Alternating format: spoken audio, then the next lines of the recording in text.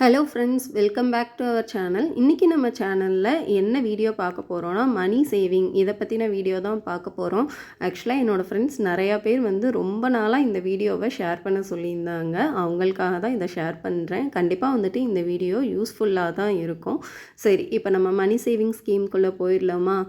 மணி சேவிங்கிறது ஒரு ஃபேமிலியிலையுமே ரொம்ப இம்பார்ட்டண்ட்டான விஷயம். இட் டிபெண்ட்ஸ் அப்பான் அவங்களோட மந்த்லி சேலரியை டிபெண்ட் பண்ணி தான் இருக்கும். இது ஒரு ஃபேமிலிக்கும் கண்டிப்பாக வேரி ஆகும். நான் இப்போது சென்னை, கோயம்புத்தூர், இப்போ நாங்கள் கோயம்புத்தூரில் இருக்கிறதுனால அதுக்கேற்ற மாதிரி எக்ஸ்பென்ஸ் உங்களோட ஷேர் பண்ணிக்கிறேன். ஃபார் எக்ஸாம்பிள், இப்போ ஒரு மந்த்லி சேலரி 50,000 இருக்குன்ட்டு வச்சுக்கலாம். அது எய்தர் சிங்கிள் ஏர்னிங்காகவும் இருக்கலாம், இல்லை வீட்டில் 2 பேர் ஹஸ்பண்ட் அண்ட் ஒய்ஃப் 2 பேருமே ஏர்ன் பண்ணுறதாகவும் இருக்கலாம். ஸோ நான் ஒரு 50,000க்கு ஏற்ற மாதிரி பட்ஜெட் போட்டிருக்கேன். இப்போது நான் அதில் 2 பார்ட்டாக டிவைட் பண்ணிக்கிட்டேன். அதாவது 25,000ல் ஃபுல் அண்ட் ஃபுல் எக்ஸ்பென்ஸ் இருக்க மாதிரி போட்டிருக்கேன். அதே சமயம் அடுத்த 25,000 சேவிங்ஸில் இருக்கிற மாதிரி போட்டிருக்கேன். ஸோ இந்த சேவிங் ஸ்கீமுக்கு ஃபஸ்ட்டு போயிடலாம். 25,000 சேவிங்ஸுன்றது நம்மளோட சேலரியிலிருந்து ஒரு part, that means half of the part, 50% of சேலரியில் நான் இந்த சேவிங் ஸ்கீம் போட்டிருக்கேன். இந்த சேவிங்ஸ்க்குமே நீங்கள் டைரெக்டாக பேங்க்கில் இப்போ உங்கள் அக்கௌண்ட்டில் டெபாசிட் பண்ணுற மாதிரி இருந்தால் நான் எக்ஸ்பீரியன்ஸில் சொல்கிறேன். கண்டிப்பாக 15 to 20 டேஸ்லேயே நம்ம மறுபடியும் இதை எடுக்கிற மாதிரி இருக்கும். ஸோ நான் அதனால் என்ன சொல்கிறேன் அப்படின்னா, உங்களோட சேலரி கிரெடிட் ஆன உடனே அதை ஏதாவது ஒரு சேவிங் ஸ்கீமில் லாக் பண்ணி வச்சுருங்க. ஸோ நான் அதுக்கு என்னென்ன மாதிரியான ஸ்கீம் எனக்கு தெரிஞ்சதை சொல்லியிருக்கேன் அப்படின்னா, ரெக்கரிங் டெபாசிட், இது போஸ்ட் ஆஃபீஸில், அப்படி இல்லை அப்படின்னா நீங்கள் ஏதாவது ஒரு நியர்பை பேங்க்கில், உங்களுக்கு தெரிஞ்ச பேங்க்கில், அதில் கூட நீங்கள் சேவிங் ஸ்கீம் பண்ணிக்கலாம். இந்த ஆர்டி நீங்கள் இயர்லி ஒன்ஸ் போடுற மாதிரியும் போட்டுக்கலாம். அப்படி இல்லை அப்படின்னா 3 years ஒன்ஸ், 5 years ஒன்ஸ் கூட போட்டுக்கலாம்.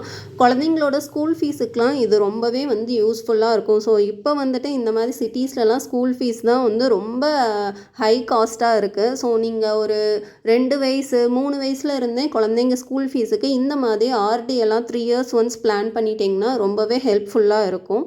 ஸோ அடுத்தது பார்த்தீங்க அப்படின்னா எல்ஐசி. ஸோ இப்போ எல்ஐசி நிறையா பேர்த்துக்கு தெரிஞ்ச பிளான் தான் இருக்கும். நிறையா ஸ்கீம்ஸ் இருக்குது. ஸோ அதில் உங்களுக்கு எது ஃபேவராக இருக்கோ அதுக்கேற்ற மாதிரி நீங்கள் பிளான் பண்ணிக்கலாம். இதுலேயே இயர்லி ஒன்ஸ் எல்ஐசி ஸ்கீம்லாம் போனீங்க அப்படின்னா, அதாவது இயர்லி ஒன்ஸ் அமௌண்ட் பே பண்ணுற மாதிரி ஸ்கீம்லாம் ரொம்பவே பெனிஃபிஷியலாக இருக்கும். ஸோ அடுத்தது பார்த்திங்கன்னா பிஎல்ஐ.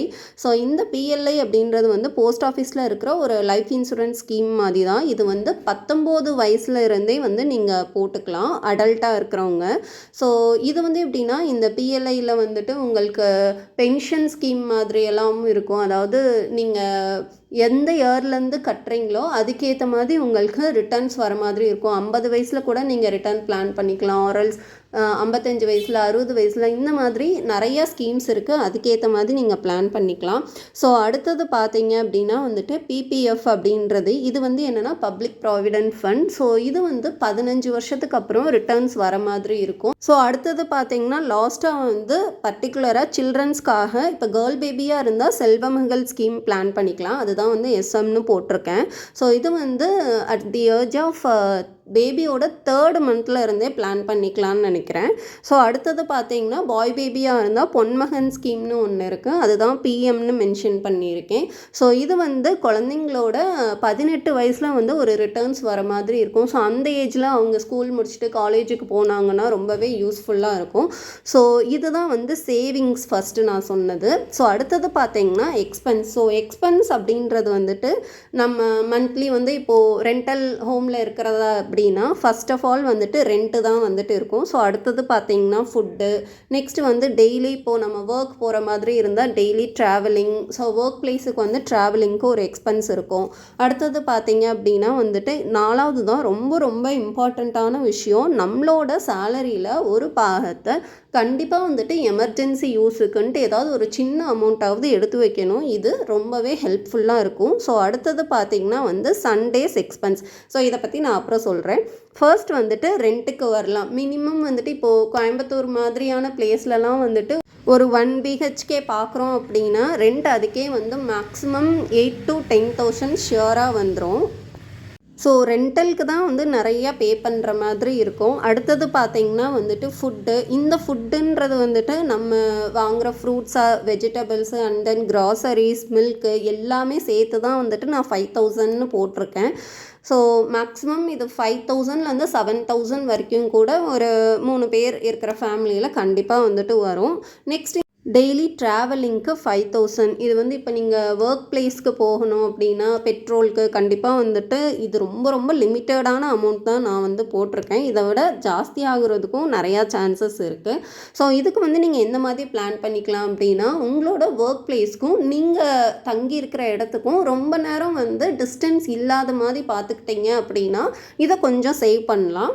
அடுத்தது பார்த்திங்கன்னா வந்துட்டு எமர்ஜென்சி. இது தாங்க ரொம்ப ரொம்ப முக்கியமான விஷயம். நம்மளோட சேலரியில் கண்டிப்பாக வந்துட்டு ஏதாவது ஒரு சின்ன அமௌண்ட்டாவது எமர்ஜென்சிக்கு எடுத்து வச்சிடணும். இது எந்த மாதிரி டைமிங்கில் யூஸ் ஆகும்னா எப்பயுமே வந்துட்டு ஒரே மாதிரி இருக்கும்னு சொல்ல முடியாது. திடீர்னு ஏதாவது ஹெல்த் இஷ்யூஸ் வர சான்சஸ் நிறையா இருக்குது. ஸோ அந்த மாதிரி டைமில் வந்து நம்ம யார்கிட்டையும் போய் அமௌண்ட் கேட்டுட்ருக்க முடியாது இல்லைங்களா? ஸோ அந்த டைமில் இது ரொம்பவே ஹெல்ப்ஃபுல்லாக இருக்கும். இன்கேஸ் வந்து இந்த மந்த் நமக்கு இந்த அமௌண்ட் வந்து செலவாகலை அப்படின்ற மாதிரி இருக்குது அப்படின்னா அதையே வந்து நெக்ஸ்ட் மந்த்துக்கு சேவிங்ஸில் ஆட் பண்ணிடணும். அதை எக்காரணத்தை கொண்டு வந்து செலவு பண்ணிடாதீங்க. அடுத்தது பார்த்திங்கன்னா இந்த சண்டே எக்ஸ்பென்ஸ். நிறையா பேர் வந்துட்டு காசு செலவாகிறதுன்றதுல வந்துட்டு இந்த சண்டே எக்ஸ்பென்ஸ் தான் வந்துட்டு நிறையா போகுது. இதை வந்து நான் ஒரு மினிமமான அமௌண்ட் தான் எழுதியிருக்கேன். அஸ் அ நேச்சர் வந்துட்டு 6 நாளும் வாரத்தில் வேலை பார்க்குறோம். சண்டே ஒரு நாளாவது கொஞ்சம் ரிலாக்ஸாக வெளியில் போகணும், மூவிக்கெலாம் போகணுன்ற எதிர்பார்ப்புகள் நிறையா பேர்த்துக்கு இருக்கும். நான் அதை தப்புன்னு சொல்லலை. பட் உங்களோட சிச்சுவேஷன் எப்படியோ அதுக்கேற்ற மாதிரி வந்துட்டு நீங்கள் பிளான் பண்ணிக்கோங்க. ஸோ நான் இப்போ இந்த ஸ்கீமில் எழுதியிருக்கிறது எல்லாமே எல்லா ஃபேமிலிக்கும் ஒத்து வரும்னு சொல்ல முடியாது. உங்களோட ஸ்டேட்டஸ்க்கு ஏற்ற மாதிரி உங்களோட இன்கம்க்கு ஏற்ற மாதிரி நீங்கள் வந்து இதை பிளான் பண்ணிக்கலாம். நிறையா பேர் வந்துட்டு இதை பார்த்துட்டு கமெண்ட்ஸில் என்னது இது இப்படி இருக்கணுமா, இவ்வளோ சிக்கனமாக இருக்கணுமா, இது சிக்கனம் இல்லை கஞ்சத்தனம் அப்படின்னு கூட நீங்கள் சொல்லலாம். நான் அதை அக்செப்ட் பண்ணிக்கிறேன். பட் என்ன அப்படின்னா நம்மளோட ஃபேமிலியை முழுக்க முழுக்க நம்ம தான் வந்து மெயின்டைன் பண்ணணும். பேசுகிறவங்க பேசிகிட்டே தான் இருப்பாங்க. அவங்களுக்காக வந்து நம்ம வாழ முடியாது. நாளைக்கு நமக்கு ஒரு கஷ்டம் அப்படின்னா கண்டிப்பாக பேசுகிறவங்க யாருமே வந்து ஹெல்ப் பண்ண போகிறது கிடையாது. ஒரு ஃபேமிலியிலையுமே வந்துட்டு இந்த பட்ஜெட்டுன்றது ரொம்ப ரொம்ப இம்பார்ட்டண்ட்டான விஷயம். அதே மாதிரி சேவிங்ஸுமே வந்து ரொம்ப ரொம்ப இம்பார்ட்டண்ட்டான விஷயம். ஸோ இதை பற்றி இன்னுமே வந்து நீங்கள் நிறையா தெரிஞ்சுக்கணும், டீட்டெயிலாக தெரிஞ்சுக்கணும் அப்படின்ற மாதிரி யாருக்காவது இருந்தது அப்படின்னா கமெண்ட் பண்ணுங்கள். நான் அப்கமிங் வீடியோஸில் கண்டிப்பாக வந்து போஸ்ட் பண்ணுறேன். அதே மாதிரி இதில் எனக்கு தெரிஞ்ச ஸ்கீம்ஸை வச்சு சொல்லியிருக்கேன். ஒருவேளை இதை விட பெட்டராக உங்களுக்குமே வந்து தெரிஞ்சிருந்தால் அதையுமே வந்து என் கூட ஷேர் பண்ணிக்கோங்க. எனக்கு மட்டும் இல்லாமல் அது நம்மளோட சப்ஸ்கிரைபர்ஸ் நிறையா பேர்த்துக்குமே ரொம்பவே ஹெல்ப்ஃபுல்லாக இருக்கும்னு நினைக்கிறேன். அவ்வளோதான் ஃப்ரெண்ட்ஸ். Thank you friends. வீடியோ பிடிச்சிருந்தா மறக்காமல் சப்ஸ்கிரைப், லைக் அண்ட் ஷேர் பண்ணிக்கோங்க. Thank you all.